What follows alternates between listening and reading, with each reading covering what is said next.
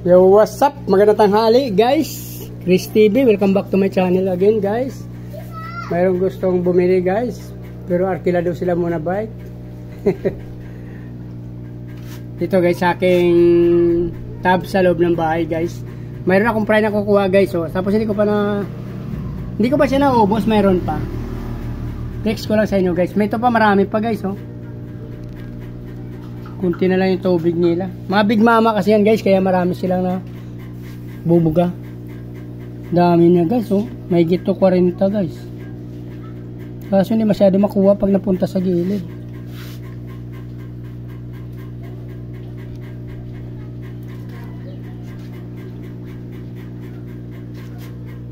Wala, may tulo.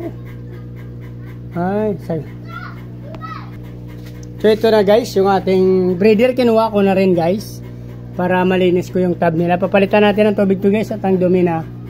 Marami pang buntis dito guys. Oh. Nagbibili-bili pa sila.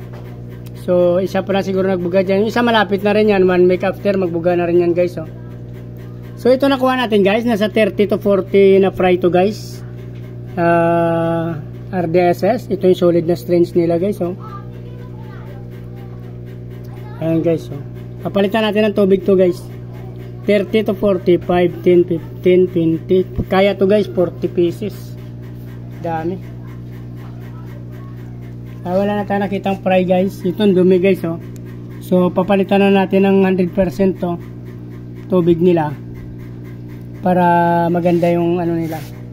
Since naglinis, ano rin tayo. Kunti na lang din tubig niya. Patay na yata itong isang coal guys. Oh. Ito patay na. Kinuha ko na rin yung coal, dalawa. Ayan guys. Gaganda ng ano kasi natin dyan guys. Big mama.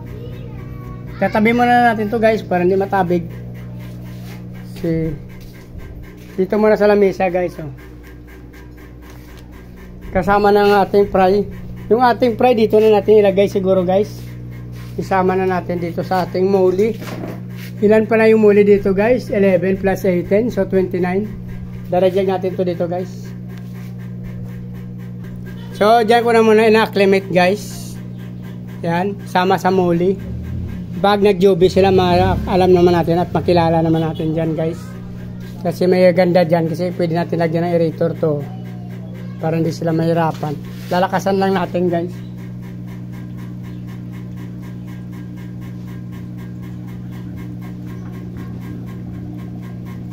Ayan guys, so may ano, mayroon kasi dyan oxygen kahit marami sila dyan. Medyo makapag-supply tayo ng oxygen. Yung plants kasi guys, hindi ito matagal talaga pag hindi siya na-expose sa araw. Daming plants ko, tumatagal lang sila ng 1 week, 2 weeks. Nangihina na sila since walang araw dito sa ilalim ng aking bahay guys. Dito lang guys. Yan. So dito na lang guys, para hindi na mababa ang video natin. Hindi na kayo mainip sa panonood. Please like, follow, and subscribe guys.